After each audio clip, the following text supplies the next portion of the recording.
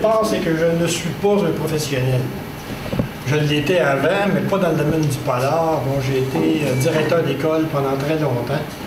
Donc, il y a quelques années, j'ai pris ma retraite, puis j'ai commencé à triper un peu polar à ce moment-là. Parce qu'avant, bon, j'ai travaillé beaucoup en littérature, je lisais beaucoup de littérature blanche, de toutes les couleurs de toute façon. Mais juste avant de prendre ma retraite, je me suis rendu compte que dans ma bibliothèque où j'avais des livres à lire, les Français appellent ça des pales, des piles à lire, j'avais des tablettes à lire. Je me suis rendu compte que j'avais plein de livres que j'avais achetés au cas où je m'ennuierais à la retraite. Et ça fait 11 ans que je suis à la retraite, puis je cherche encore le temps pour m'ennuyer.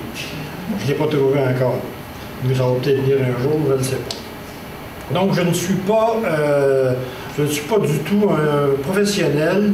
Je ne suis juste qu'un ancien directeur d'école à la retraite qui aime ça lire, qui est un passionné de lecture. Et passionné, c'est peu dire, parce que je lis en moyenne 1 ou 2 livres par semaine dans les petites semaines. Dans les bonnes semaines, je peux en lire 3 à 4. Mais la contrainte que je me suis donnée maintenant, c'est aussi de parler de mes lectures, mais d'écrire sur mes lectures aussi.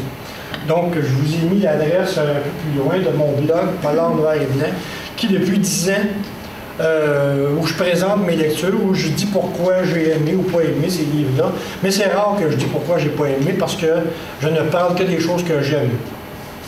Je vous ai laissé un petit document sur la table, et lui, c'est un document qui n'est pas du tout en cohérence avec ce que je vais vous dire.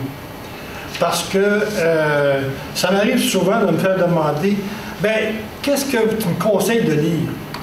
Évidemment, quand on ne connaît pas la personne, c'est difficile de dire, je vais te conseiller Jaume Cabré, par exemple, qui est un Catalan. Bien, ça, je le conseille à ceux que je connais très bien. Mais je peux dire, je peux te conseiller Louise Pennet, mais Louise Pennet, peut-être qu'il y en a qui ne l'aiment pas. Bon, c'est difficile. Ce que je vous ai fait comme document, puis on y reviendra à la fin, c'est de chercher là-dedans des auteurs que vous aimez, et dans la même page, vous allez trouver des auteurs qui y ressemblent un petit peu, qui écrivent un petit peu la même chose. Je vous ai mis ça en catégorie. Puis après ça, ben là, vous en faites ce que vous voulez après. Hein. La seule chose que vous ne pouvez pas faire, c'est d'enlever mon nom et de dire que c'est vous qui le faites. Mais si vous avez des gens à ajouter, si vous avez des gens des auteurs à ajouter, je vous ai mis mon adresse de courriel. Ça n'a aucun problème là-dessus. Moi, j'adore qu'on m'écrive et qu'on me dise « T'as oublié un tel, puis ça peut être le bon que tu le mettes. » Je me rappelle juste une petite anecdote. J'étais à Trois-Rivières. Je faisais cette présentation-là, et qui était beaucoup moins élaborée qu'aujourd'hui. Je fais ma présentation et tout à coup, à la fin, j'ai une délégation de gens qui m'arrivent. 4 madame, me disent « Monsieur Mignot ». Quand on me dit ça, j'ai toujours une espèce de crainte, là. Vous avez oublié Guillaume Morissette. C'est qui ça? Guillaume Morissette, c'est un auteur de Trois-Rivières, que tout le monde connaît à Trois-Rivières. Le pauvre directeur d'école retraité qui vient de Montréal et de Laval ne connaît pas Guillaume Morissette. Je l'ai rajouté vite. Au cas où je retournerai à Trois-Rivières, c'est pour moi, il est dedans maintenant. Donc, si vous avez un auteur de pièce civile, dites-moi-le tout de suite. Je vais vous le rajouter, c'est sûr. Bon, j'ai aussi, je me suis beaucoup impliqué dans le domaine de l'édition également. Bon, je suis un bon lecteur, puis comme j'étais directeur d'école, j'étais habitué de ne pas me mêler de mes affaires. Donc, je me mêlais des affaires des autres, non sur mes élèves. Et à un moment donné, j'ai pris le goût à travailler en édition, et j'ai fait un projet, dont je vais vous parler tantôt, qui a fait en sorte que dans la maison d'édition avec laquelle je travaille, ils m'ont engagé comme directeur de collection. Et j'aide des auteurs, quand ils présentent le manuscrit, je les aide également à corriger leur manuscrit, à dire ça, ce meurtre-là, il n'y a personne qui va acheter ça, là, tu nous as mis un peu trop, là. Enlève un petit peu de sang ici, ou bien... donc, je fais de l'édition aussi avec des auteurs, et ça, moi, je trouve ça passionnant. Ça me permet de rencontrer des auteurs, puis de lire bien avant vous autres les livres qui vont sortir. Et j'aime ça, faire ça beaucoup. Mon objectif, à moi personnel, c'est de faire connaître les auteurs québécois. Je vous raconte un petit peu pourquoi je suis ici aujourd'hui. Il y a 7 ans, à ma librairie, la librairie Monet à Montréal, c'est une très grosse librairie, ils décident de faire un salon du polar. Donc, ils savent que ça m'intéresse un peu. La libraire me dit, ça te tenterait-tu de venir conseiller les clients pendant le mois du polar? Donc, ça se faisait au mois de décembre. Évidemment, donc, tous les gens venaient pour pouvoir acheter des livres. Et là, on me demandait, bon, où sont les Henning Mankell? Ah, ça, ils sont là, où sont les Andy Dawson? Où sont les Michael Conley? Puis là, des fois, je me disais, oui, mais André Jacques? Qui ça? Joanne Seymour? Qui ça? Je me suis rendu compte que les lecteurs québécois connaissent très peu les auteurs. Les lecteurs québécois connaissent très peu les auteurs québécois. Donc, c'est pour ça que j'ai essayé de faire un petit bout là-dedans pour essayer de voir un petit peu comment je pourrais aider à mieux faire connaître les auteurs québécois. Parce que, vous regarderez, moi, le dimanche, le samedi, j'achète Le Devoir, puis je vais voir le palmarès Gaspard. Et ce dont je me rends compte, c'est qu'au niveau québécois, il y a toutes sortes d'affaires là-dedans. Hein? Il y a la vie de, je ne sais pas comment elle s'appelle, la dernière madame chanteuse là, qui a 22 ans et qui a écrit son autobiographie. Il y a le livre de recettes, il y a toutes sortes d'affaires là-dedans. Il y a les artistes, il y a plein de choses au niveau des Québécois. Puis quand on descend dans les romans étrangers, qu'est-ce qu'on trouve? Des polars. On retrouve Michael Conley, on retrouve plein de Français, plein d'Américains. Puis je me disais en moi-même, mais ça n'a pas de bon sens quand même. On a des très bons auteurs au Québec, pourquoi on ne les lit pas? Puis la réponse que je me suis faite, c'est parce qu'on ne les connaît pas. On ne les essaye pas. Puis on reste quand même dans une structure un peu, on va vers ce qu'on connaît et non pas vers ce qu'on voudrait connaître. Et quand je fais ce genre de conférence-là, c'est que je me retrouve devant une gang de Jacques Cartier ou une gang de Christophe Colomb qui veulent faire des découvertes. Et si vous êtes ici pour ça, vous allez être servi à soir. Moi, je vous le dis, je suis quelqu'un qui coûte très cher. Quand je parle des livres que j'ai aimés, là, les gens, habituellement, ils se font prendre. Je suis très payant pour un libraire, ça, soyez-en sûrs. Bon, je vais être payant aussi pour la bibliothèque également. Ouais.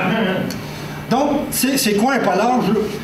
Je ne suis pas un professionnel et je ne vous ennuierai pas avec l'histoire du polar ou l'histoire du polar québécois ou les tenants et les aboutissants ou même les 20 règles de Van Dyne, c'est complètement inutile. Moi, je vais vous parler de livres dans lesquels il y a des meurtres, il y a des victimes, il y a des enquêteurs, il y a des suspects, puis au final, ça devrait se régler, on les envoie tous en prison. C'est de ça que je vais vous parler. C'est bien sûr que maintenant, ça change. Dans ça, là, vous voyez que 10 petits nègres à l'Agatha Christie, là, c'est pas une auteure contemporaine, ça là, hein? Donc, ça change. Le polar a changé. Puis c'est tant mieux comme ça.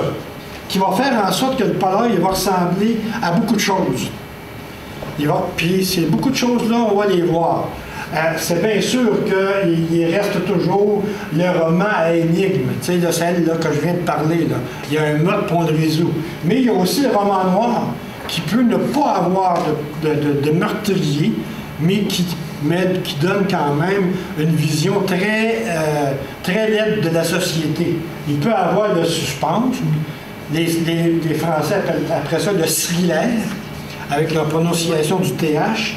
Il peut avoir le roman historique que j'apprends à découvrir et qui est fort intéressant, mais qu'on commence à développer au Québec un petit peu. Le polar judiciaire, le thriller ésotérique. Donc, quand je parlais tantôt de Mankell et de Conley, certains livres de Dan Brown, le mardi, le mercredi, il va être vendu à 100 000 exemplaires. Là. Mais au Québec, on a des maudits de bons auteurs de thrillers ésotériques aussi, je vais vous en parler tantôt. Il peut y avoir des romans historiques qui n'existent pas beaucoup au Québec. Ça ne pointe pas bien gros l'humour en livre. L'humour sur une scène, oui, mais l'humour sur des livres, ça ne fonctionne pas bien gros.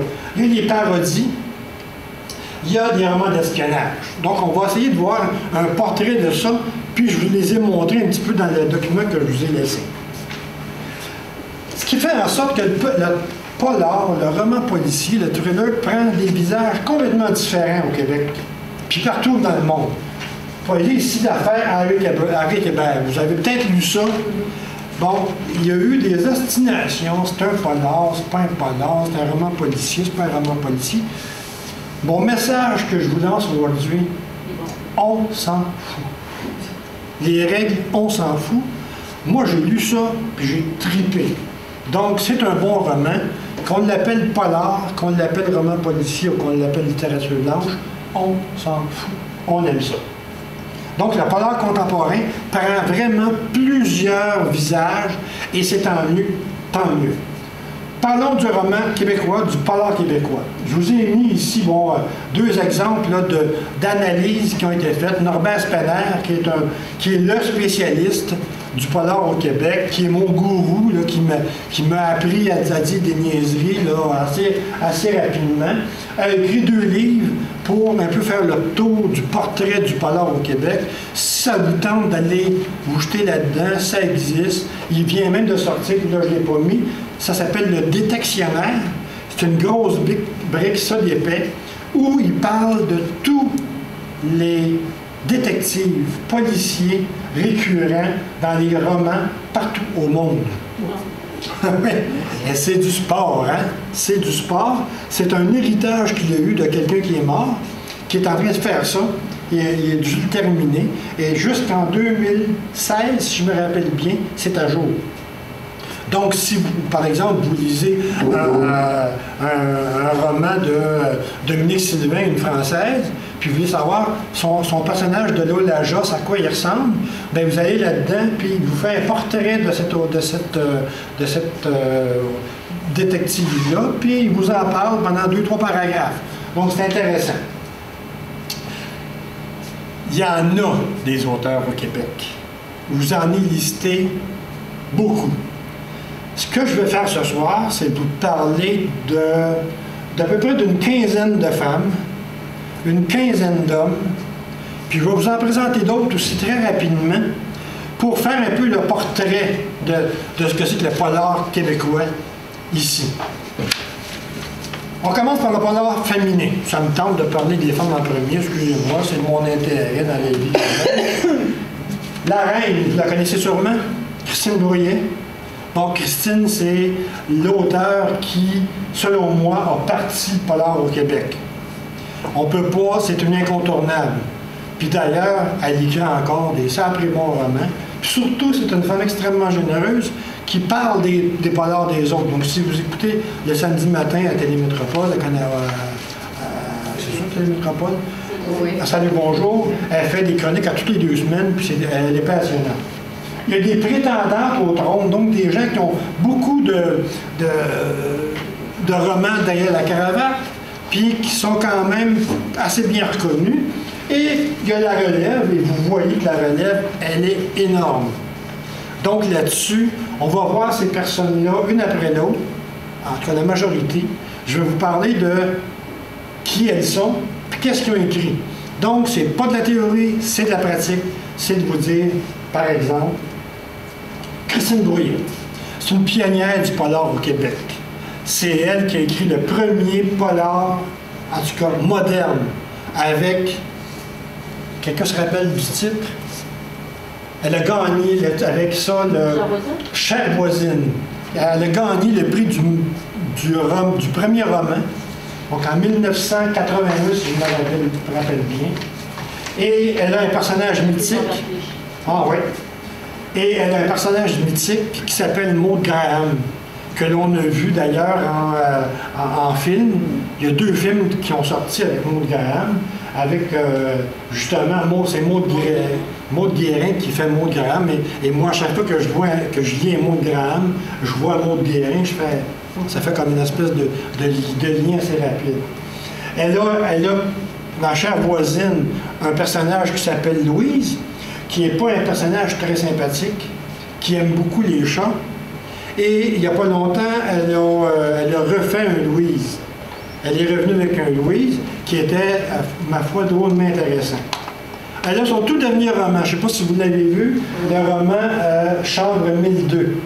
Chambre 1002, c'est un roman que j'appelle un roman gastronomique. Plein de recettes, mais c'est passionnant comme roman. Je vous compte 3 secondes d'histoire. C'est un grand chef qui reçoit une distinction à New York. En revenant, elle a un accident, elle est dans le coma, et là, ses amis, ses 7-8 amis, essaient de la réveiller en lui faisant des recettes, en lui faisant sentir des recettes. C'est passionnant, parce qu'il y a quand même une enquête dedans, puis il y a un coupable, quelque part il y a un coupable. En même temps, c'est que ça nous permet également de visiter un peu ces recettes-là, puis même de les faire. Parce qu'à la fin des chapitres, il y a la recette qui est là-dessus. Donc, Christine Drouillet, pour moi, c'est un incontournable. Je vous le dis, dès qu'il sort un livre de Christine, moi, je le lis. Joanne Seymour. Joanne Seymour, c'est un autre style d'auteur. Je ne sais pas si vous connaissez Joanne. Joanne, c'est une ancienne comédienne. Donc, les gens de mon âge l'ont peut-être déjà vu un peu à la télévision. Et c'est la personne qui qui a donné une espèce de coup de pied au derrière au polar au Québec en créant les printemps meurtriers de Knowlton. Donc, pendant 50 ans, au mois de mai, il y avait un festival à Knowlton, en Estrie, où il y avait toujours une quinzaine d'auteurs de polar qui étaient là pour rencontrer les gens qui aiment le polar, et c'était passionnant. Elle a créé un personnage d'enquêtrice qui s'appelle Kate McDougall. Elle aussi, ça a été mis en série télévisée. C'était qui l'actrice qui faisait... Oh mon Dieu! Je pense que c'est celle... Je ne me rappelle pas du nom. Pas grave. C'est quand même intéressant. Kate McDougall, c'est un personnage qui, au départ, n'est pas très sympathique. Elle a une vie qui est dure. Elle a un passé qui toujours la chale un petit peu. Mais plus ça va, plus elle s'améliore. On l'aime un petit peu plus. L'an passé, Joanne a sorti une nouvelle équipe d'enquêteurs qui s'appelle Rinzen. C'est assez spécial. Je vous raconte très rapidement qui est Rinzen. Rinzen Jutsao, c'est une Asiatique, tibétaine. Quand elle arrive chez elle, c'est mon télésouffleur. Quand elle arrive chez elle, elle vit à Montréal, mais elle est en pleine avec son père et sa mère. Elle demeure taoïste, là, et elle fait des prières et tout ça.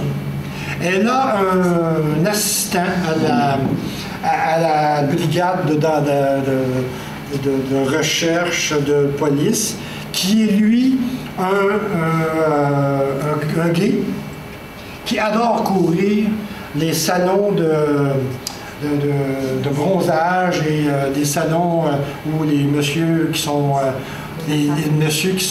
gays aiment ça se retrouver ensemble.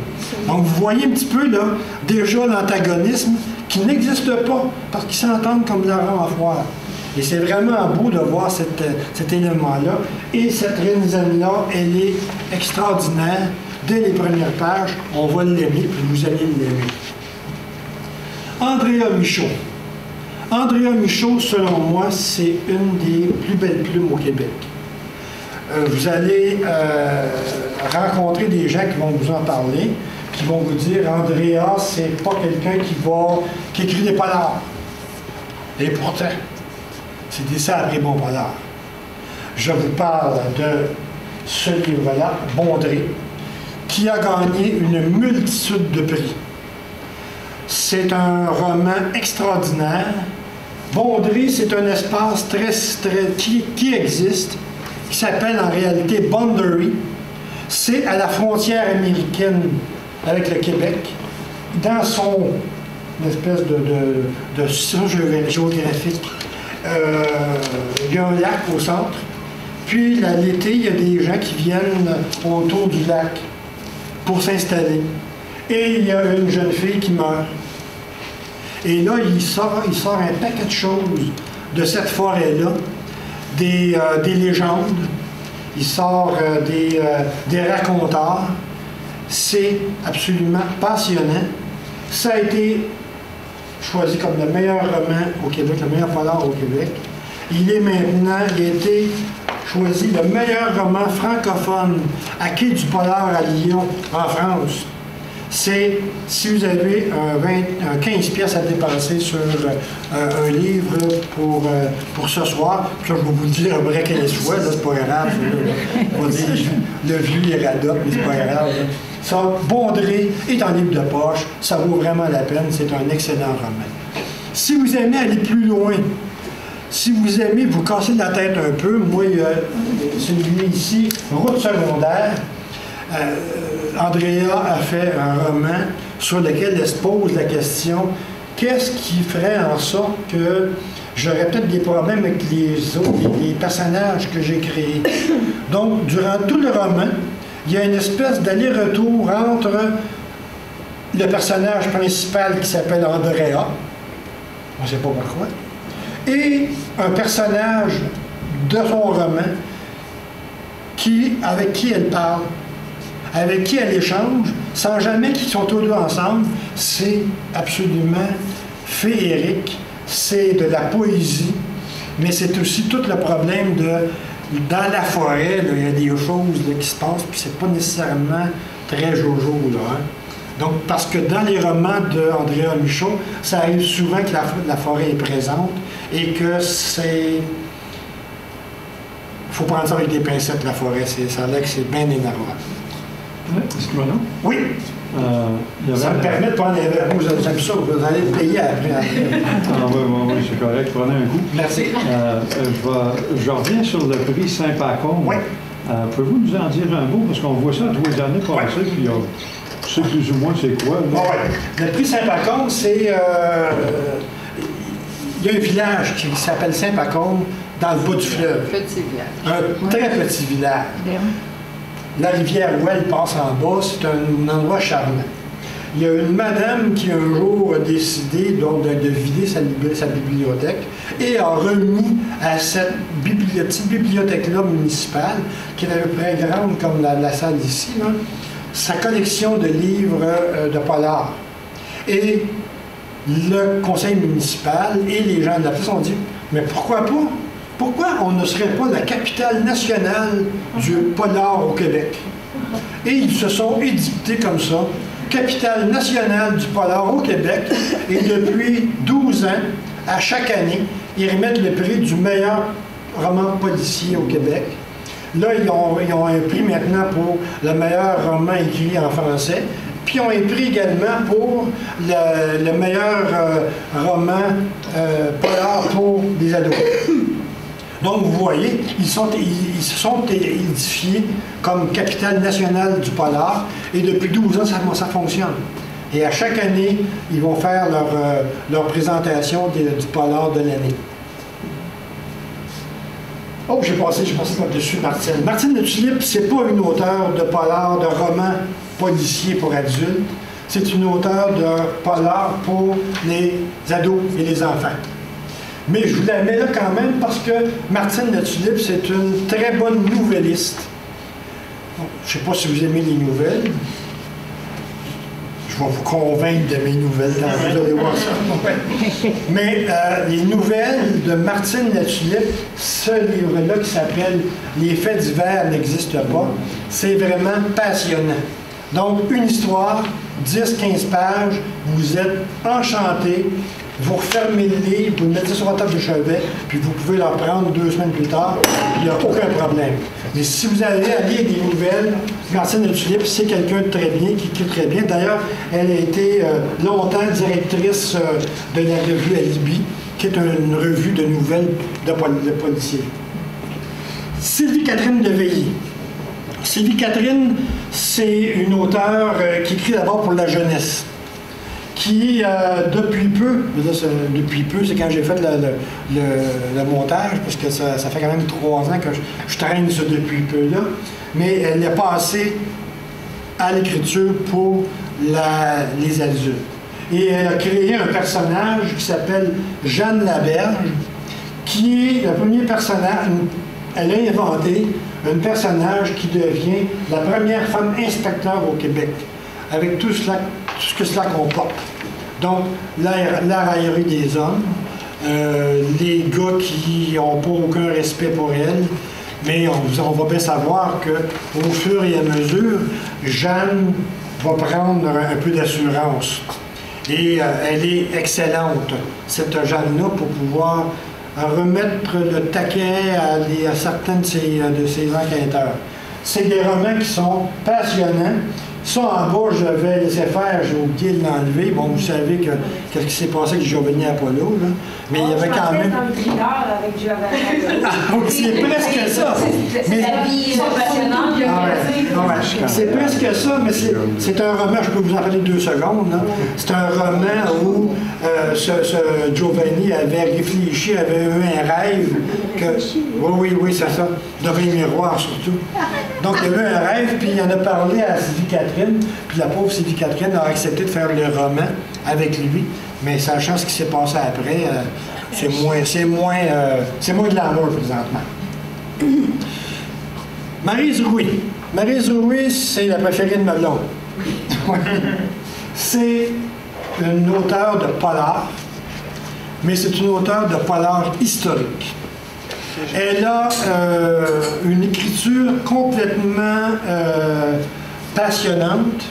C'est une médiéviste extraordinaire. Et elle a créé un personnage qui s'appelle Gervais d'Ancenis. Gervais d'Ancenis, c'est un monsieur riche qui a décidé, lui, qu'après avoir fait tout son argent, qu'il se retirait dans un monastère pour écrire. Pour réécrire des grands livres avec des enluminures et tout ça. Mais il a gardé quand même un petit aspect un peu coquin, là. Il aime ça de temps en temps sortir pour aller voir des jolies dames, parce qu'il n'a pas fait de vue, lui, là. Il est là juste pour l'apprentissage. Et son père spirituel dans le collège où il est, lui demande des fois de faire des enquêtes. Donc, Gervais d'Ancenis fait des enquêtes. Il va enquêter sur des meurtres qui vont avoir lieu en plein Moyen-Âge et c'est extraordinairement passionnant. Maryse écrit très bien. Elle vous met des mots qui sont de vraiment, on ne rencontre pas de cellulaire là-dedans, là, mais on va avoir des mots qu'on a besoin de chercher dans le dictionnaire et elle nous fournit à la fin un glossaire pour bien comprendre. Donc, c'est quand même un élément très intéressant. C'est une femme qui est pleine de nuances, mais qui a beaucoup d'érudition. Et quand on sort d'un roman de Maryse, on en connaît un petit peu plus sur le monde médiéval, puis on a lu une très bonne enquête.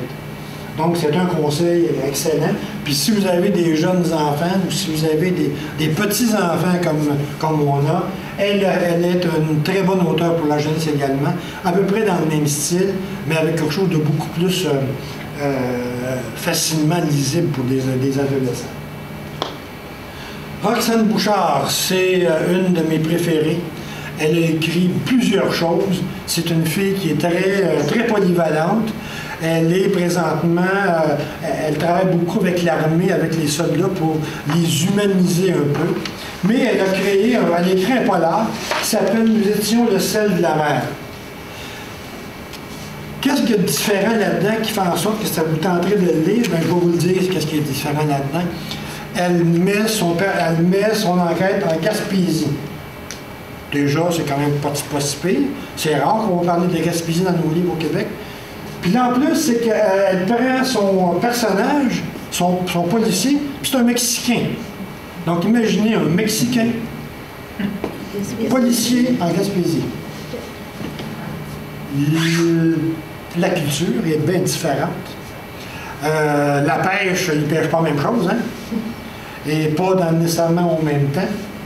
mais il y a toute la poésie des Gaspésiens là-dedans. Il y a une écriture qui est éblouissante.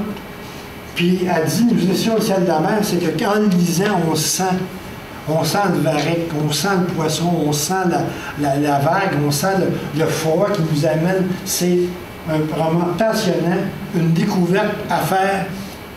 250 pages, 275 au maximum. Ça se lit comme quand on suce un bonbon d'érable, mais avec un peu de sel de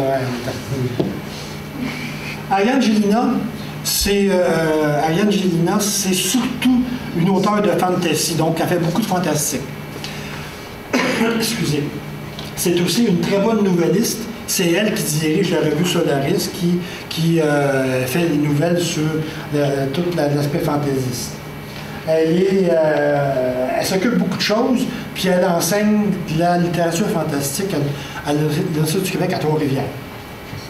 Elle a écrit une série de romans noirs sur des villages qui sont disparus. Ça s'appelle « Nos villages assoupis ». Elle a écrit 3 romans. Des romans un peu, admettons, si on lisait un peu dans la brume un peu. Donc on voit ce qui se passe, on entend les mots, on voit l'action, on voit on voit des personnages qui sont très bizarres, puis en même temps, ça nous charme par la poésie. C'est particulier. Je ne conseillerais pas ça à des lecteurs qui aiment des romans d'action, là. Mais si vous aimez des fois être un peu, pas endormi, mais un peu mis assoupi devant une lecture, Ariane Gélina, c'est une personne qui va vous plaire. Elle est parfois un peu sanguignolante, il faut le dire, là.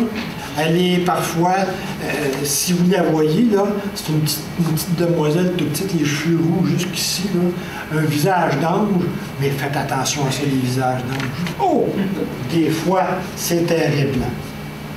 Geneviève Lefebvre, une de mes préférées. Geneviève Lefebvre, il y en a beaucoup, hein, La deuxième. C'est la deuxième seulement. Je faiblis. Donc, c'est une scénariste. Elle ferait surtout des scénarios. Donc, dans ses livres, il y a du sport. Ça se promène, ça se garoche, ça se tue pas beaucoup. Sauf dans le premier qu'elle a écrit qui s'appelait « On compte les morts, mais je ne l'ai pas mis ». C'est une fille qui est très éclectique. Elle va écrire, par exemple, c'est ici, là, « La vie comme avec toi », c'est un vrai polar avec une enquête. Elle a la folie de mettre, par exemple, un personnage comme un petit cochon qui va conduire les enfants jusqu'à l'autobus pour aller à l'école. Le cochon, c'est un personnage qui vit dans la maison. Puis en même temps, elle va écrire toutes les fois où je ne suis pas morte, un roman sur l'amour entre une journaliste au Québec et un grand journaliste qui écrit des reportages pour les grands journaux, pour les grandes télévisions. Il y a un peu de choses réelles là-dedans, quand on connaît Geneviève, mais ce sont des romans, elle écrit des romans qui sont passionnants, qui sont bien écrits, qui vous amènent vraiment à vous dire c'est le fun de lire quand on lit du Geneviève Lefebvre.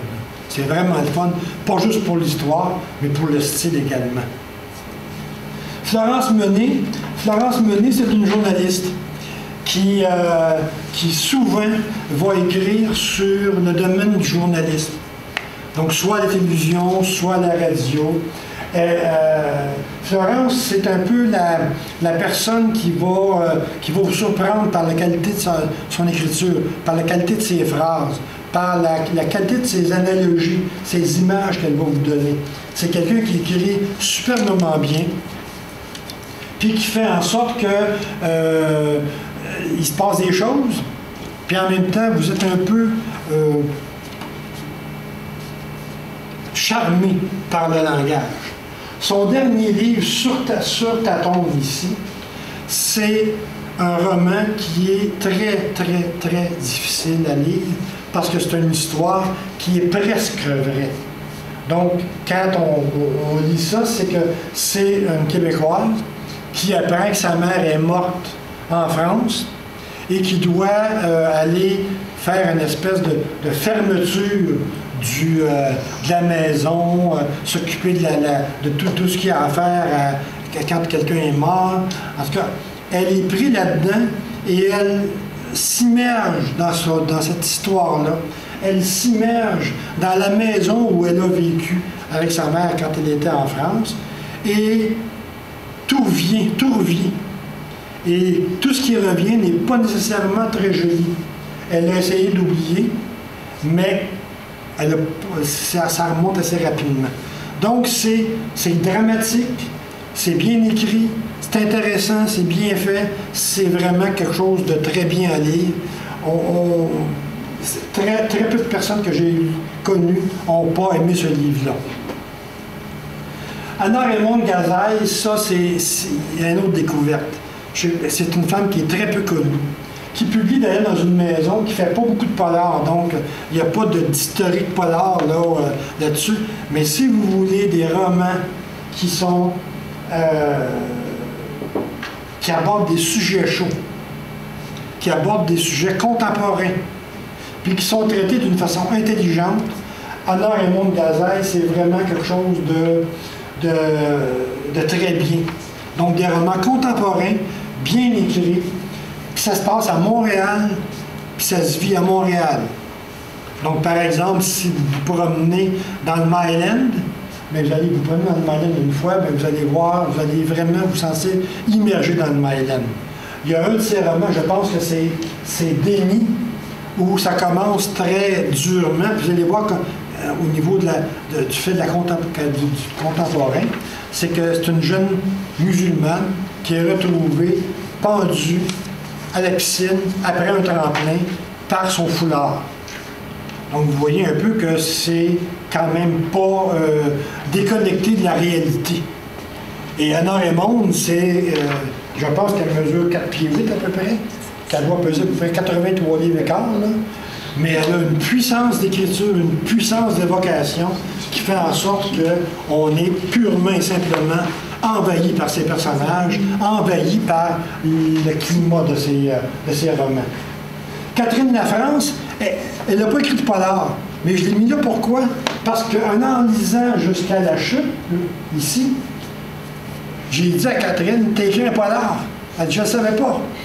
Et oui, c'est un polar qui est excellent, qui fait en sorte que elle a écrit des fables écologiques avant. Donc, Le Retour de l'ours, c'est vraiment un roman sur le réchauffement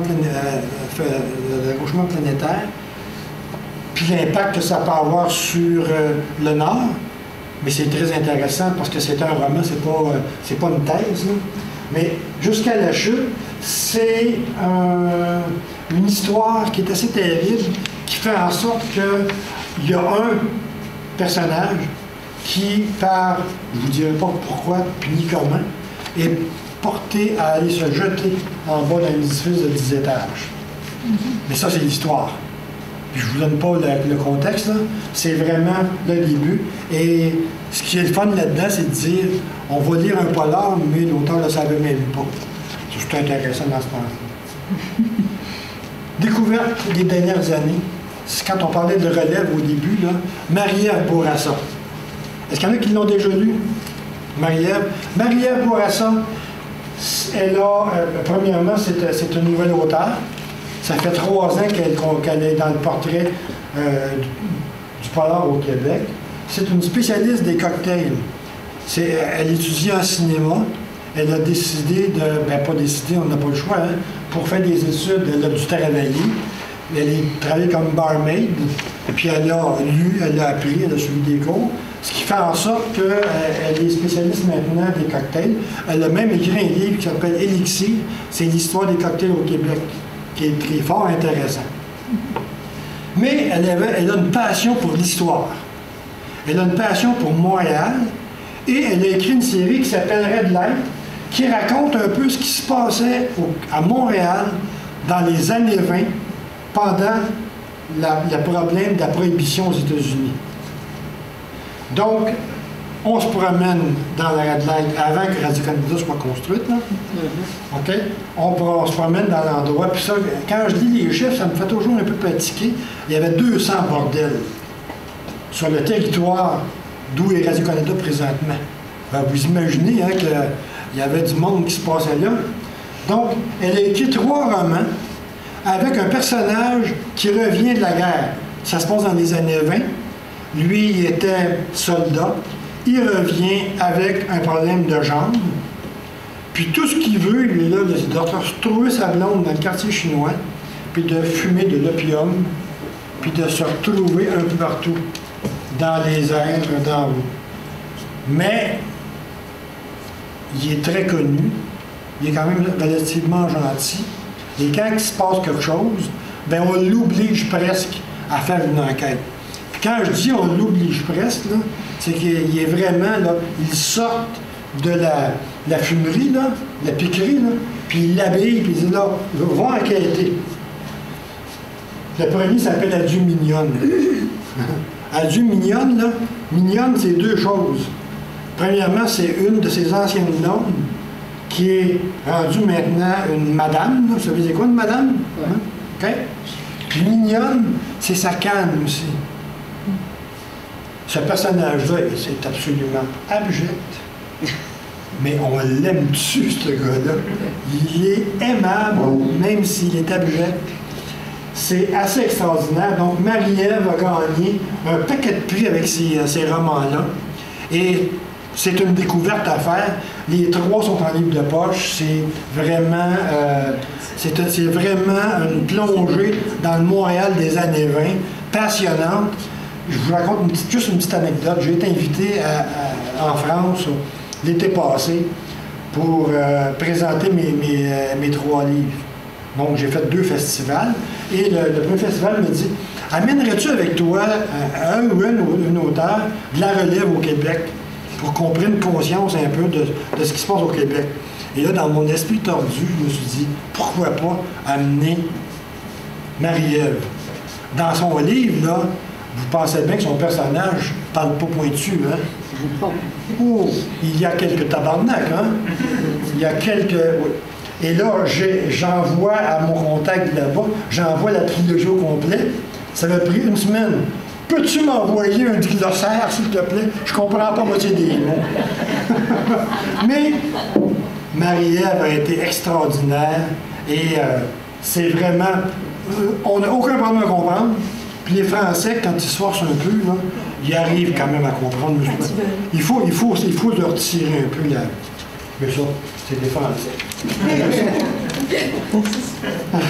Marie-Ève Sévigny, c'est dans le même paquet de la relève. Marie-Ève, c'est, je ne sais pas si vous êtes déjà allé à Québec, elle fait la promenade des écrivains à Québec durant l'été.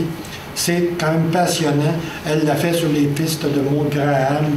Elle se promène dans le Vieux-Québec, puis on parle de littérature. C'est une fille pas mal de fun. Et elle écrit un roman qui s'appelle Sans terre. Sans terre, c'est... ça se passe à l'île d'Orléans. Ça se passe dans le milieu des saisonniers, des Sud-Américains qui viennent ramasser des fraises parce que les Québécois ne le font pas, puis qui viennent travailler dur, puis il se passe un meurtre là-dedans, mais c'est un roman très écologique. Marie-Ève, c'est une fille qui est très sensible à cette partie-là. Et c'est vraiment, là, elle parle beaucoup d'écologie là-dedans, puis il n'y a rien d'ennuyant. Je vous donne un exemple. Il y a un ministre là-dedans qui est absolument intraitable, qui ne veut rien savoir. Elle règle le problème, son personnage règle le problème facilement. Elle va chercher un 10 tonnes, non c'est un 10 roues, mais 10 tonnes, je sais pas, vous savez de quoi je parle, chose qui pue, là. Elle recule sur l'entrée du ministre, puis elle met ça sur son terrain avant, en disant voici un peu d'engrais pour ton gazon. Donc, elle a un personnage là-dedans assez fascinant qu'on aime parce que je pense que c'est peut-être tous les mauvais coups qu'elle a fait, là, on aurait voulu les faire peut-être, mais en tout cas, moi je l'aimais beaucoup. Marie-Sard, c'est une toute nouvelle recrue. Elle a écrit un polar seulement, mais son premier polar a gagné le meilleur roman polar français au Canada. Elle a un drôle de titre, Les Tricoteuses, hein? C'est très drôle, mais sauf que ça origine d'un fait vécu, d'une petite ville où il y avait une place pour travailler, c'était une place où ils faisaient des bas. Et donc les tricoteuses, c'est les gens qui gagnaient, les filles qui gagnaient pas cher. Elles font une grève et tout ça part là, à la dérive. Et c'est vraiment un excellent roman. Je vous le conseille. Il y en a d'autres. Vous allez les retrouver dans la liste que je vous ai donnée. Donc, d'autres femmes, là, Isabelle Gagnon, Claire Cook, Marie-Chantal Garnier-Puis, tous ces gens-là, c'est de bonnes auteurs. Mais comme j'avais juste 1h30, puis je voudrais laisser un peu de temps pour les questions après, là, on va passer très rapidement là-dessus. Mais c'est des gens que vous allez retrouver dans mes suggestions. Les gars, maintenant. Les Québécois. Excusez-moi. Là, il est temps pour avoir une question, mais il n'y en a pas eu. Il y a deux rois. Il y a deux rois chez les gars. Deux rois qui sont complètement différents. Patrick Sénécal, qui est un auteur le plus aimé chez les jeunes, les ados et les vieux pervers, comme moi. Et Martin Michaud, qui a écrit beaucoup il y a 7-8 ans, qui est plus centré maintenant vers l'écriture pour des émissions de télévision. Et vous avez aussi les prétendants au trône, puis il y a aussi des gens qui veulent bien prendre leur place. Puis là, j'ai fait exprès Guillaume Morissette, qui est sur 2 lignes, là, pour ne pas l'oublier. Donc, Patrick Sénécal, c'est le maître de l'horreur au Québec. Si vous n'aimez pas l'horreur, oubliez Patrick Sénécal. C'est le genre d'auteur qu'on aime ou qu'on n'aime pas. Mais chacun ses goûts. Il y a des livres effrayants comme Elle.com qui... et là-dessus, ce que moi j'aime par rapport à Patrick Sénécal, c'est que dans Elle.com, il va chercher le côté le plus noir du monde, puis il l'applique à tout le monde dans son livre. Donc, c'est sûr que Elle.com, quand tu as fini de lire ça, tu ne sors pas dehors tout de suite. Tu attends de voir s'il y a du monde qui vont te protéger. Là. Mais, bon, il y a des gens qui aiment ça. Moi, ce que j'ai beaucoup aimé, c'est la série Malphas. La série Malphas, il a pris un break d'horreur, puis il a écrit 4 livres sur un cégep complètement hors norme, qui n'existe pas. Ce cégep-là enseigne les gens qui ont été mis voir des autres cégeps. Donc, ils ont fait des mauvais coups, qui enseignent très mal. C'est vraiment là. Puis, les élèves, c'est les élèves les pires de la province. Et vous mettez tout ça dans une marmite, puis vous confiez la parole à Patrick Sénécal. Ça vous donne 4 romans complètement fous, complètement délirants, avec une petite enquête, mais c'est bon, mettons que c'est pas on rit, on trouve ça drôle, puis ça passe le temps. Il y a un bon suspense. Il y a un bon suspense, oui. Puis il y a un personnage qui est intéressant aussi, qui s'appelle Sarkozy. On est bon le voir. Martin Michaud, Martin qui a écrit évidemment ses romans de Victor Lessard, que tout le monde connaît maintenant parce qu'on les voit à la télévision. Donc c'est un auteur de thriller assez efficace. Il vous transporte assez facilement. Jacinthe Taillon, que moi j'adore dans les livres puis que j'aime moins dans la série. Parce que Jacinthe Taillon dans les livres, c'est quand elle raboue son boss de façon tellement élégante que j'adore ça. J'ai toujours aimé mes boss d'ailleurs. Et puis Martin commence à percer en Europe, donc c'est quand même important là, à dire parce que on rentre dans un livre de Martin Michaud, puis veut pas, on tourne les pages, puis ça va vite. Là. Parce qu'on aime ça. Benoît Boutillet, Benoît, c'est un grand bébé qu'on adore, il est plus grand que moi d'ailleurs, Puis des fois, il m'écrit des courriels, puis je monte à France. Puis si c'était une femme qui avait signé ça, excusez-moi, mais je ne montrerais pas. Parce que c'est un gars qui est très chaleureux. C'est un amour. Et il écrit passionnément. Son livre ici, L'heure sans ombre, c'est un roman à la Benoît Boussiette. Premièrement, les 45 pages sont complètement oniriques. On est dans un rêve, il se passe plein de choses qu'on ne comprend pas. On se laisse porter par l'écriture, puis je pense que la moitié du monde va lâcher à ce moment-là en disant « Je vais complètement sauter, je ne ferai pas 600 pages comme ça. » Et après 40 pages, on tombe dans le vrai roman, et c'est passionnant. Écrit d'une façon parfaite, avec une intrigue intéressante, un personnage que moi j'adore qui s'appelle Benjamin Sioui. C'est un personnage, c'est un policier qui est autochtone, donc qui est amérindien, et qui est chaman en plus, qui a comme une espèce de facilité à parler à l'au-delà, et qui parfois en beurre épais un peu là, sur l'au-delà, mais si vous aimez un peu le style, Benoît, c'est quelque chose de très bien. Jean-Jacques Pelletier, ça c'est inconnu. C'est un gars qui vous écrit des livres factuels. 8 mars 2016, il se passait l'affaire. On tombe au 9 mars 2016, on continue 10 mars. C'est punché, c'est journalistique, il se passe des choses. Moi, j'adore ça parce que tu ne te poses pas de questions, là. Tu te laisses envahir par l'histoire. Jean-Jacques, ça te donne un plaisir fou à lire. Puis en plus, c'est qu'il écrit des pavés, donc moi j'aime ça quand on a un bon 500-600 pages d'action. C'est vraiment intéressant. Deux personnages qui sont assez extraordinaires. Il y a Gonzague Théberge, qui est son policier, qui est un policier qui est très rationnel, qui est un penseur, qui va réfléchir avant d'agir. Et il y a Victor Prose, qui est son meilleur ami, qui l'aide parfois dans ses enquêtes, et qui fait aussi, Victor qui est un peu un espèce d'intellectuel. Et Jean-Jacques Pelletier, qui est aussi un intellectuel, je pense, qui a appris, qui connaît beaucoup de choses, s'est même permis d'écrire des livres, des essais, en prenant Victor Prose comme auteur. Donc, sur des sujets très sérieux comme l'économie. En tout cas, c'est particulier. Son dernier que j'ai mis là, Radio Vérité. Je viens de le terminer. C'est sur les radios poubelles à Québec, mais à Montréal.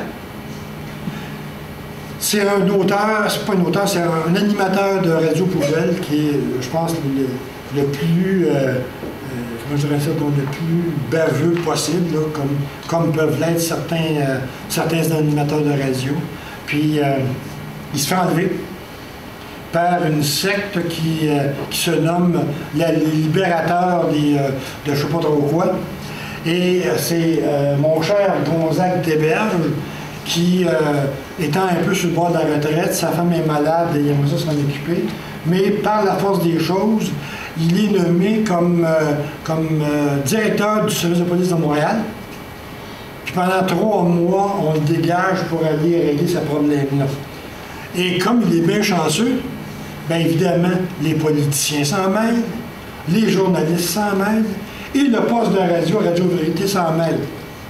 Donc, parce que, selon eux autres, la police ne fait rien pour trouver leurs camarades.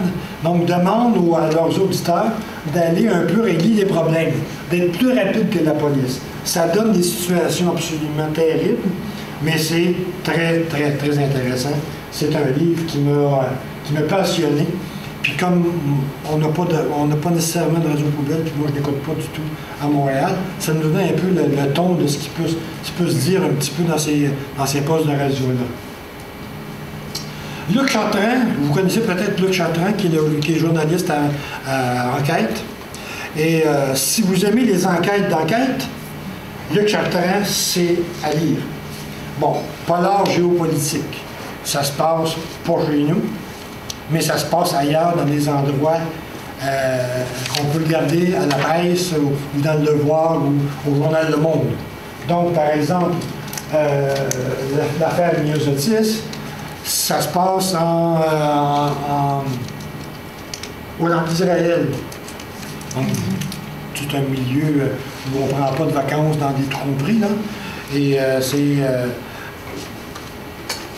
on n'a pas besoin d'être un amateur de problématiques géopolitiques ou de politique internationale. C'est vraiment les humains, l'humain ordinaire qui est pris dans une situation extraordinaire, puis il ne sait pas trop comment s'en sortir.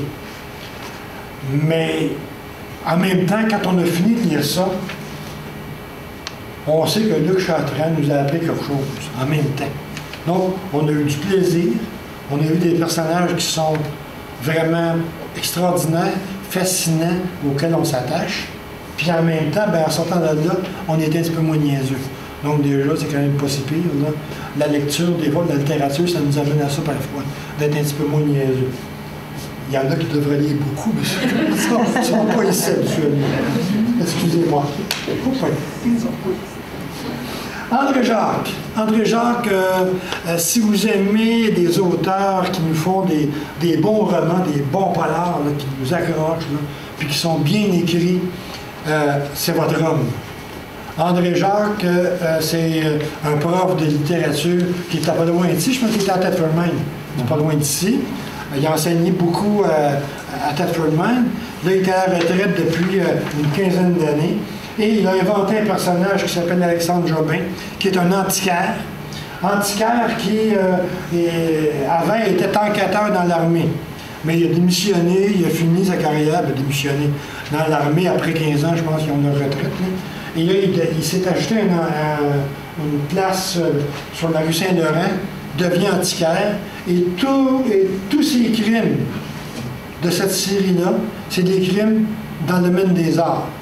Donc, on se promène dans la peinture, dans la sculpture, il y en a un qui était sur la taille des diamants en langue.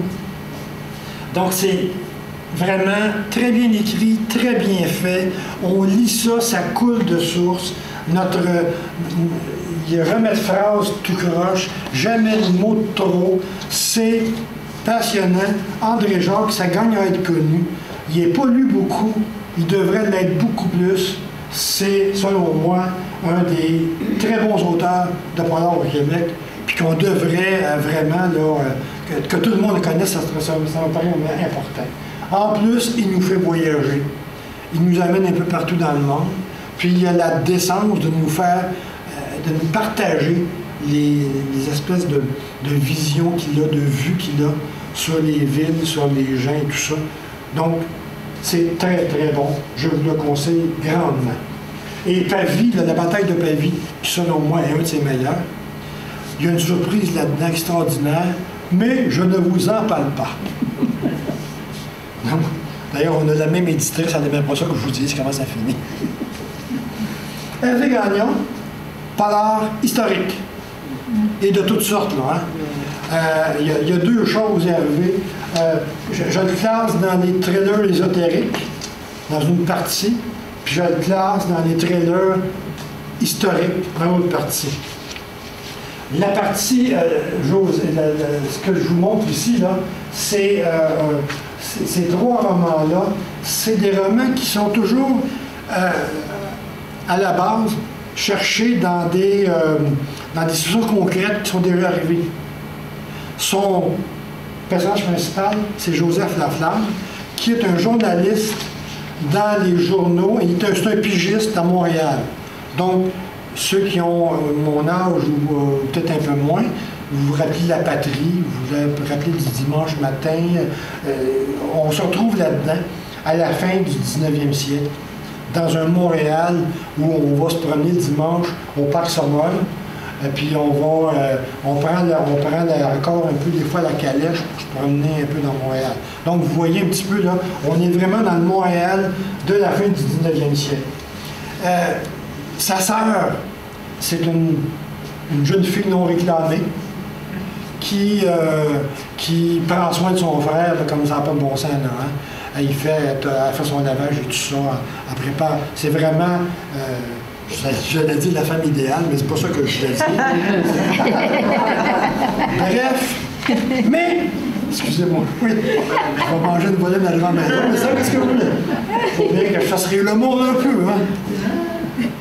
2 amis qui s'accrochent à ça et qui font en sorte qu'on arrive avec un quatuor intéressant. Premièrement, il y a le George McCreary qui arrive dans le premier. George McCreary, c'est un ancien du Scotland Yard. Okay? Donc, c'est vraiment un bon enquêteur, là. Mais il y a un problème, c'est qu'il y a eu un problème à la jambe et maintenant, il boite, il a de la misère à marcher. Donc, il ne peut plus enquêter. Il est arrivé à Montréal pour enquêter au moment, le premier sur Jack, c'était une espèce de lien avec Jack l'inventeur, donc il était obligé de venir à Montréal. Il s'accroche les pieds à Montréal, puis surtout il s'accroche dans les jupes de la sœur de Joseph Laplante. Donc, éventuellement, un jour, dans 5 ou 6 romans probablement, ils vont se marier, mais ça, c'est une autre histoire. La 4e, c'est Mary O'Garry, la petite dernière. Mary O'Garry, c'est une prostituée que Joseph Laflamme sort des sentiers battus. Puis vous allez voir dans les romans d'Hervé Gagnon, je ne sais pas si vous en rappelez, il y a toujours des Russes. Ils sont toujours Russes. Donc Mary, c'est une Russe, évidemment, qui est à un fond écossais. Et elle devient la véritable future de Joseph Laflamme. Et ces 4-là forment ensemble une espèce de microcosme tout à fait intéressant. Donc, à part de voir les enquêtes que Joseph écrit, puis d'ailleurs, on les voit, il les écrit à machine, là, puis on le voit presque, ça paraît là, que c'est la vieille machine de Lamington qui sort de l'armoire pour les écrire. Et on sent, on est dans le journal, on est dans la vie de ces 4 personnages-là, puis on est dans des enquêtes qui sont des références à des événements qui se sont passés. Donc c'est très très bon. Moi j'adore ça. C'est des Joseph Laflamme, là, on en prendrait pas mal. D'ailleurs, il va venir avec un nouveau bientôt. C'est ce qu'il me disait, parce que c'est... Pardon? Il est sorti. Il est sorti. Moi, je l'ai lu. Ah ben oui, il y en a de même. Mais bon. Ouais. Un qui est très dur, je ne sais pas si vous l'avez lu, Maria, c'est des histoires Ils sont toutes pas pires. Ils sont toutes pas pires, hein? Ah oui. Ben, je l'ai vu, j'ai reçu. Ah oui, bon, c'est bon ça. Ben non, mais c'est bon, c'est juste que je trouvais qu'il y avait un peu beaucoup de sang pour Dans Maria, c'est assez terrible. j'ai vu Jacques. Ouais. Jacques Côté, c'est deux personnages, Jacques Côté. Jacques Côté, c'est un personnage qui écrit des romans policiers intéressants. Okay? Moi, j'aime beaucoup ses romans, mais c'est aussi quelqu'un qui a un côté un peu amateur d'histoire. Et il y a 2 aspects importants dans ce côté histoire. C'est qu'il a écrit une série qui était absolument extraordinaire, qui s'appelle, je ne me rappelle plus, c'est ici, là, Les cahiers de l'aliéniste. C'est l'histoire du docteur Georges Villeneuve, qui a été le premier aliéniste à Montréal. Donc, le premier psychologue, psychiatre, criminologue et tout, là, qui a étudié avec Charcot à Paris pour vraiment être impliqué dans tout le développement de l'aspect scientifique des meurtres. Il a été le premier psychiatre de l'Hôtel-Dieu, pas de l'Hôtel-Dieu, mais comment ça s'appelle Saint-Jean-de-Dieu, qui est devenu Louis H. Lafontaine. Ça a été le premier vrai aliéniste de Louis H. Lafontaine. Donc, c'est un gars qui a existé pour le vrai. Jacques Côté a écrit 3 romans sur sa vie à ce monsieur-là qui était vraiment extraordinaire. Le premier se passe plus à Paris pendant ses études avec les grands psychiatres parisiens, les grands aliénistes parisiens. Mais les 2 autres, ça se passe et à Montréal et au Manitoba avec la présence de Louis Riel en filigrane. C'est Moi, là, j'attends le 4e ou le 5e ou le 6e parce que c'est vraiment très bon. Sauf que c'est tellement bon, puis tellement pas connu que le monde n'a pas lu. Donc, ça, c'est un élément qui est dommage, mais c'est une chose qui est comme ça. Jacques a écrit également la biographie de Alfred Delorme, en tout cas, celui qui a fondé l'Institut médico-légal de Montréal. Wilfrid Delorme, merci, je viens de me rappeler. Et présentement, Jacques est en train d'écrire l'histoire de la police scientifique au Québec. Donc, pour les amateurs de polar, là, on devrait avoir beaucoup de plaisir à découvrir ça, cette histoire-là. Jean Lemieux, je ne sais pas si vous connaissez le lieutenant surprenant. Ses premiers romans à Jean, le lieutenant surprenant, est aux îles de la Madeleine. Et vous lisez ça, et vous sentez le varech, et vous sentez l'atmosphère des îles à ce moment-là. Il a fait déménager son policier à Québec. Et là, maintenant, le lieutenant surprenant est à Montréal. C'est Jean Lemieux, c'est un médecin. Donc, il y a quand même un aspect très doux au niveau de son écriture, très sensible à l'humain. Pour ceux que ça intéresse également, bon, Jean est un médecin, mais qui est très engagé. Il a écrit une petite chose ici, là, qui s'appelle « Une sentinelle sur le rempart ». C'est un peu son histoire qu'il a vécu comme médecin, puis ce qu'il vit avec notre ancien ministre de la Santé. Parce qu'il y a quelque chose d'intéressant à regarder là-dedans. C'est pas un polar, mais c'est purement un essai sur la santé au Québec, puis sur son propre cheminement comme médecin. C'est pas un polar, mais je l'ai lu quand même, parce que je l'aime bien là. Mario Bolduc, c'est un auteur qui va vous transporter ailleurs.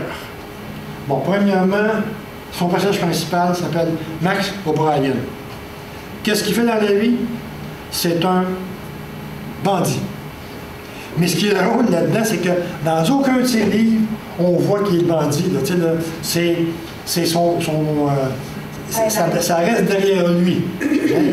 On sent qu'il n'est pas honnête, mais il fait des mots d'une bonne enquête. Puis il se permet de prendre des moyens détournés pour trouver des affaires. Mario Bolduc ne vous fera jamais une enquête qui se passe au Québec. Mario Bolduc vous fait voyager.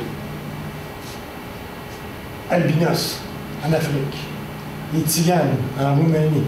Peshawar, au Moyen-Orient. Donc tous ces polars vont se passer ailleurs, vont vous faire voyager, vont vous faire apprécier un nouveau pays.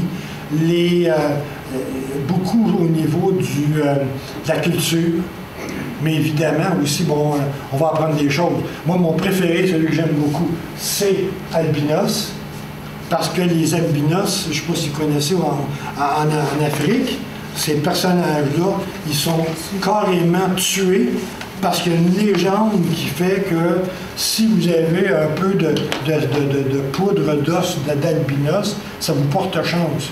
Donc, en 2016, il y a encore des albinos qui se font tuer pour ça. Donc, vous voyez que vous allez apprendre des choses. Parce que moi, j'ai appris beaucoup de choses en lisant ces romans de Mario. Sylvain Meunier, c'est pour la folie. Sylvain Meunier, c'est un auteur qui va vous transporter ailleurs, qui va vous partir de quelqu'un de bien ordinaire, puis qui va vous traîner partout. Il a écrit un livre qui s'appelle « Les mémoires d'un œuf ».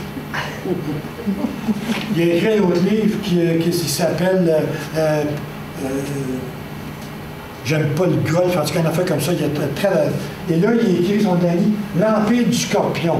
Je vous raconte juste le début, juste pour le fun. Monsieur et madame s'en vont au centre d'achat.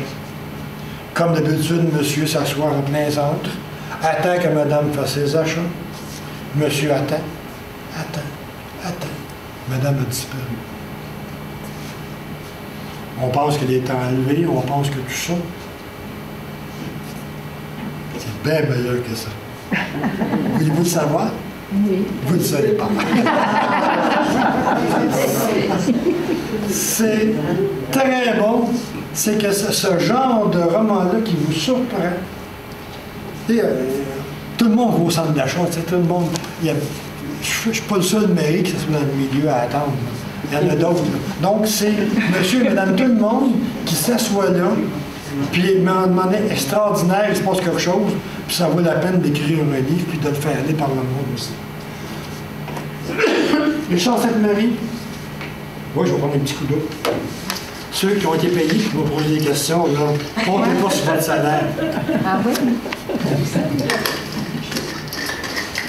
Richard Sainte-Marie a inventé un personnage qui s'appelle Pagliaro, Francis Pagliaro. Sa première qualité, c'est que c'est un philosophe. Il est en train de faire sa maîtrise en philosophie. Et en pleine enquête, il va vous citer Spinoza. Oui, quand même. Il va s'asseoir sur une scène de crime. Il va passer des longues minutes à réfléchir pour comprendre ce qui s'est passé. C'est un personnage qui est adorable.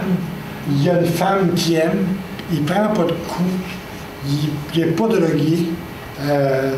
Même ses patrons l'aiment. Donc, c'est vraiment un personnage auquel on n'est pas habitué dans le monde du polar. Mais on l'aime pareil. Tant mieux.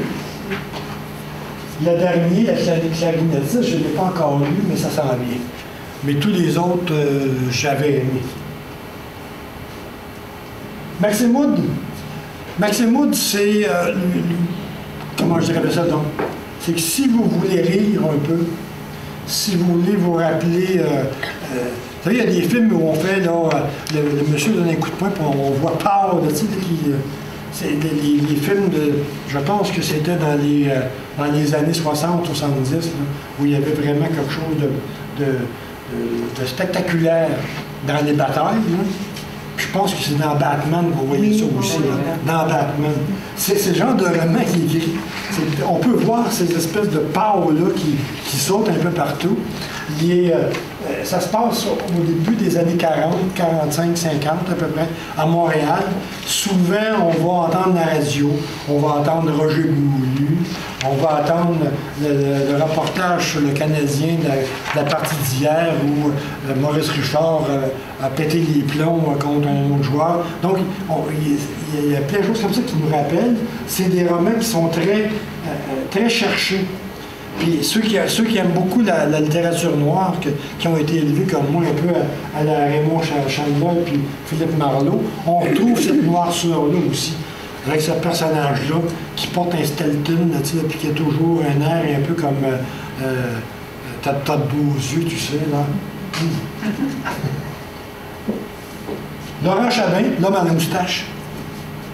Laurent Chabin, c'est un auteur qui est très... qui est dur. On va avoir des personnages qui vont être massacrés un peu. Il n'y aura pas peur de mettre beaucoup de violence, mais en même temps, c'est quelqu'un qui va vous raconter une bonne histoire, qui va aller jusqu'au fond des personnages. Donc, dans le développement des personnages, là, c'est un des très bons qui est capable au Québec de vous développer un personnage là, à long terme, puis de le voir un peu agrandir. Larac Revier, c'est une série de romans qui commence par Le corps des femmes est un champ de bataille. Donc, vous voyez un petit peu le titre, là? Ben, le roman est comme ça. Et pendant 4 ou 5 titres, vous allez découvrir cette Larac Revier-là, qui est un personnage fascinant, qui est un personnage qu'on aime aimer, puis la page d'après, on aime haïr, puis on est toujours comme ça entre les deux, et c'est de suivre son évolution. Elle est avec un autre personnage qui est un vieil intellectuel, qui va un peu la surprendre de temps en temps, qui va la ramener sur Terre, puis bien souvent qui va la pousser encore plus loin dans sa folie. C'est assez particulier. Vous savez, j'ai été directeur d'école très longtemps. Laurent Chabin écrit beaucoup pour les enfants. Et il va écrire pour les enfants probablement de 5e, 6e, secondaire 1, secondaire 2. Je vais vous parler tantôt de mes recueils de nouvelles. J'en ai fait un pour les ados l'an passé. Et Laurent en a fait une. Puis quand je l'ai lu, cette nouvelle, j'ai appelé mon éditrice en disant on ne publie pas ça. C'est trop dur. Et là, la sagesse de mon éditrice dit va voir des profs, demande-leur ce qu'ils en pensent. Et les profs disaient ben voyons donc, mes enfants lisent bien pire que ça. Laurent Chabin pour les jeunes, c'est extraordinaire. Il va dans les classes, je ne sais pas si vous connaissez son visage, il a un visage là, rond assez, mais avec une moustache qui perd jusque-là. Là. Il a l'air d'un Chinois, il a une petite boucle d'oreille, en tout cas c'est un personnage, mais il rentre dans une classe et les enfants l'adorent. Jacques Savoie, je vous en parle très rapidement. Jacques, a créé un personnage qui s'appelle Jérôme Marceau. Jérôme Marceau, c'est un policier qui est très timide, qui ne s'impose pas, qui est un peu brassé par ses camarades, mais il y a deux particularités. Il connaît par cœur le réseau souterrain de Montréal. Donc, quand il va sur des scènes de crime, lui, il ne prend pas le tas. Il se promène dans les souterrains de Montréal et c'est assez particulier de le suivre. Et il semblerait que tout ça, c'est vrai. Deuxièmement, c'est que le personnage principal, Jérôme Marceau, a une mère.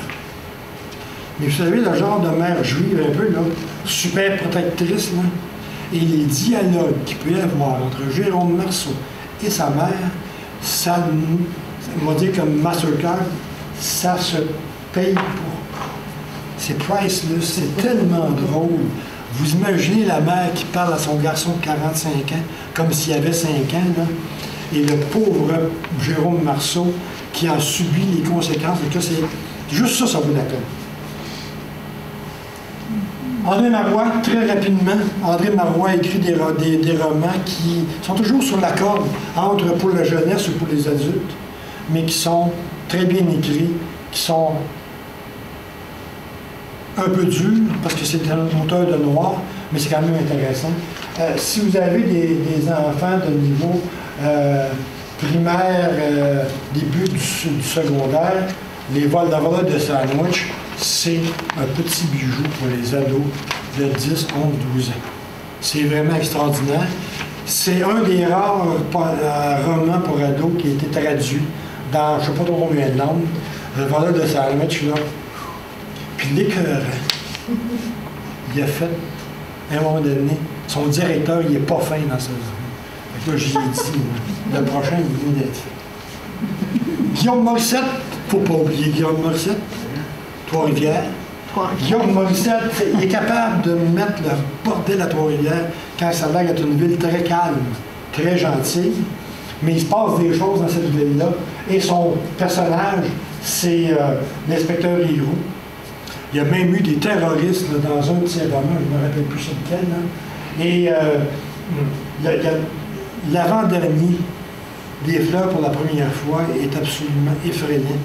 C'est un serial violeur qui, dans sa grande bonté, viole les jeunes filles vierges avec des fleurs. Il est vraiment, là, tout ce qui manque pour que ça soit beau, c'est le consentement de la petite. Là.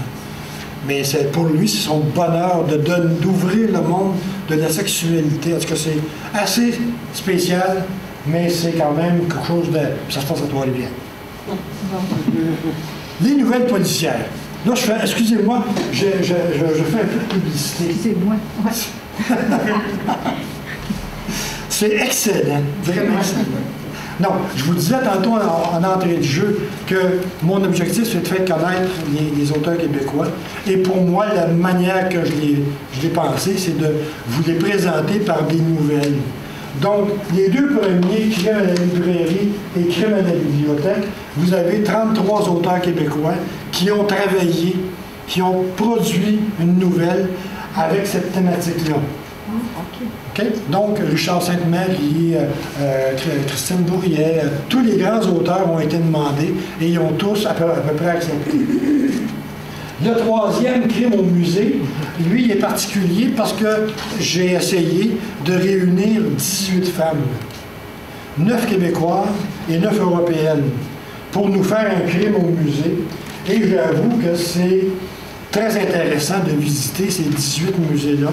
Des vrais musées, des pas vrais musées, des musées inventés, des musées qu'on voit différemment, mais toujours avec des crimes, puis avec une certaine forme d'aller-retour entre le Québec, la France, et les Québécois qui nous ont emmenés au Moyen-Orient. En tout cas, il y a vraiment des choses assez extraordinaires.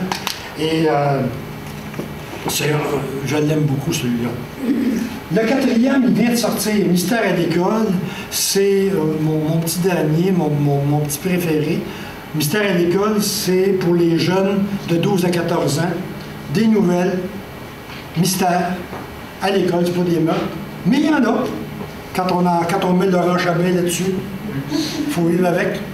Mais c'est des mystères à l'école. Et je vous avoue bien humblement que je suis content du succès. On est en réimpression, puis en plus, c'est qu'il s'en va vers l'ouest du Canada, donc j'aime beaucoup ça. Et c'est le seul dans lequel j'ai osé me prendre pour un écrivain. Donc j'ai écrit une nouvelle là-dessus, une nouvelle qui est un peu mon autobiographie d'élève. Je vous en dis pas plus. D'autres auteurs, puis avant de terminer, je peux vous amener un petit peu dans le reste du Canada pour vraiment vous faire un portrait, parce qu'il y a des gens, il y a des anglophones qui restent au Québec et qui méritent d'être lus quand même. Louise Pennet, bien sûr, c'est une fille qui est beaucoup lue, qui est beaucoup appréciée, qui a fait des romans qui se passent dans un petit village de l'Estrie, qui est inventé, qui a eu le courage d'avoir un enquêteur francophone. Donc, c'est quand même quelque chose de bien. Si on regarde dans la liste des auteurs, là, genre Christine Bouillette et tout ça, c'est Louise Pennet, c'en est une de cette gang-là. Bon, il y en a qui aiment ça puis qui les attendent l'une après l'autre. Il y en a d'autres qui disent, moi, on est lu 2-3, c'est assez. Ça, c'est chacun son goût là-dessus. Mais Louise fait à peu près un roman par année, à peu près. Donc, elle est elle travaille beaucoup. Margaret Atwood, qui peut passer à côté de Margaret Atwood? La bonne nouvelle qu'on a à apprendre, c'est qu'elle va écrire une suite à La Servante écarlate. Et si vous n'avez pas vu la série, courez la voir parce que c'est extraordinaire. Ma découverte de l'an passé, Heather O'Neill. Bon, je vais vous prendre 5 minutes sur Heather O'Neill parce que j'adore cet auteur-là. Puis il y a un an, je ne savais pas du tout qui c'était. Heather O'Neill, c'est une Montréalaise qui est anglophone, qui a écrit son livre qui nous a accrochés, c'est Hotel Lonely Heart. Ça se passe au début du 20e siècle à Montréal, à l'hôpital Miséricorde, où les jeunes filles non mariées allaient accoucher et qui repartaient après pour retourner dans leur village comme si c'était rien passé, mais en laissant leur bébé là. Hotel Lonely Heart, c'est l'histoire de Rose et de Pierrot, 2 enfants qui sont laissés là, qui vivent dans cette crèche-là, qui ne sont pas adoptés, en tout cas pas avant 6-7 ans. Et ces 2 personnages-là ont une espèce de qualité qui se développe, c'est que ce sont des entertainers. Ils aiment ça, faire du spectacle. Pierrot est un pianiste et Rose est une espèce d'organisatrice et une espèce de magicienne de la scène. Et évidemment, ils se font adopter par 2 personnages différents et ils se retrouvent éloignés, même s'ils s'aiment, c'est passionnant. Heather O'Neill écrit comme... Mon Dieu. C'est de la poésie. Puis là-dessus, là, il faut faire un hommage à la traductrice, Dominique Fortier, si je me rappelle bien, qui a fait un travail extraordinaire. Toute la poésie qu'on peut retrouver dans l'écriture d'Heather O'Neill, c'est extraordinaire. Je conseille ça à tout le monde, sans même mettre de restrictions. C'est passionnant. Elle écrit bien, c'est intéressant. On embarque là-dedans, puis elle nous transporte, puis on se laisse aller pour apprécier ça. Elle a écrit des nouvelles avec un espèce de titre, Le rêve des grippins.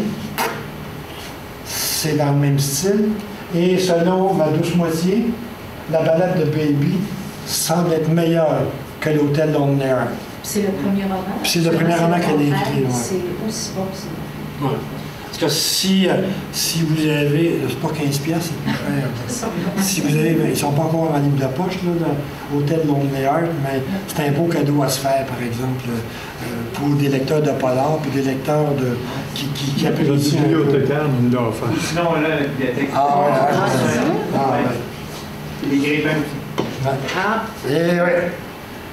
Même chose un peu pour Émile Saint-John Mandel. J'avoue que son dernière nuit à Montréal m'avait laissé un petit peu froid. Mais quand j'ai lu Station 11, là, j'ai réchauffé. Bon, ça se passe, on ne sait pas quand, mais c'est le lendemain d'un cataclysme mondial. Il ne reste presque plus personne sur la Terre. C'est un peu comme la route de McCormack, là, hein, c'est un peu dans ce style-là, mais en plus accessible. Et Station 11, c'est un groupe de théâtre qui se promène de ville en ville, en tout cas de ce qui reste des villes, puis qui font du Shakespeare c'est extraordinaire. Je vous le conseille grandement. C'est un très bon roman. Rick Moffina, c'est un Canadien anglais qui peut quand même vous passionner. C'est un gars qui parle beaucoup de l'Ouest américain. Ça peut être intéressant pour les amateurs vraiment là, de grands espaces. Là, le Wyoming dans son meilleur. Eric McCormack, ça, si vous voulez faire une découverte, si vous voulez faire quelque chose de vraiment particulier, ça s'appelle le nuage d'obsidienne. Je ne vous en parle pas plus que ça.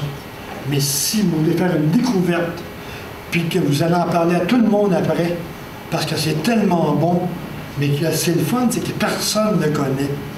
Moi, je l'ai appris par un lecteur qui me dit « Dis-le pas à personne, là, mais va t'acheter ça. » Parce que c'est bon. Puis il faut qu'on soit juste une petite gang comme ça. Mais je vous embarque dans ma gang. C'est excellent. C'est un grand roman. C'est un auteur qui n'est pas du tout connu au Québec, qui est même mal connu au Canada anglais, mais c'est quelque chose d'extraordinaire. le titre, c'est quoi? Le titre, c'est Le nuage d'obsidienne. Obsidienne. Moi, je vais me faire sortir mon petit côté prof. Là. On va faire une petite dictée. Et je termine par un. Si vous avez. Ah non. Est-ce qu'il y en a qui connaissent Robertson Davies? Robertson Davies, là, il a commencé à écrire il y a 60 ans.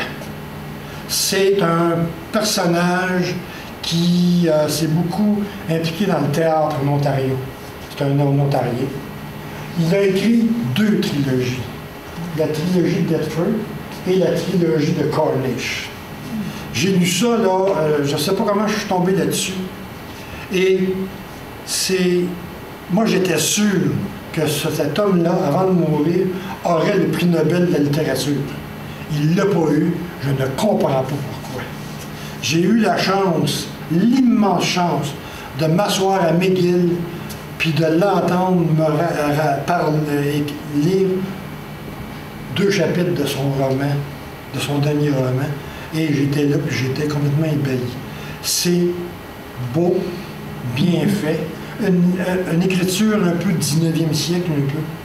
On se promène dans l'Ontario artistique, dans l'Ontario universitaire. Il y a des enquêtes, c'est vraiment excellent. Et on a un plaisir fou à lire ce bonhomme-là. Ça, c'est en livre de poche, il n'y a aucun problème. Ça va être même dur à trouver parce que beaucoup ont été pilonnés, là. Mais Robertson Davies, c'est selon moi avec Margaret Atwood, les deux auteurs canadiens-anglais qu'il faut lire absolument, avec Heather Rowling un petit peu en arrière. J'espère que je ne vous ai pas trop ennuyé. Vous allez voir que beaucoup de mes suggestions sont là. Je vous explique un peu, c'est que je vous ai mis ça en essayant d'organiser les choses pour que ça soit utilisable facilement pour vous. Quand c'est entre parenthèses, c'est parce que c'est une série. Donc, par exemple, si je vous parle d'Hervé Gagnon, je vais mettre entre parenthèses la série des Joseph Laflamme. Mais après, je vous donne un titre de roman qui est en guillemets, puis en italique. C'est comme une porte d'entrée pour cet auteur-là. Si vous ne le connaissez pas, commencez par celui-là. Mais ça, c'est ma vision à moi. Ça peut être complètement différent ailleurs. Et c'est le message que je veux vous laisser, c'est que, bon, vous avez eu devant vous un lecteur passionné qui a parlé de ses passions et de ses amours. Et peut-être qu'il y aurait eu quelqu'un d'autre à côté de moi qui aurait fait la même chose, mais qui aurait parlé différemment des auteurs. C'est normal et c'est voulu. Vive la diversité, vive les livres, puis vive la littérature, puis les lecteurs qui vont avec. Merci beaucoup.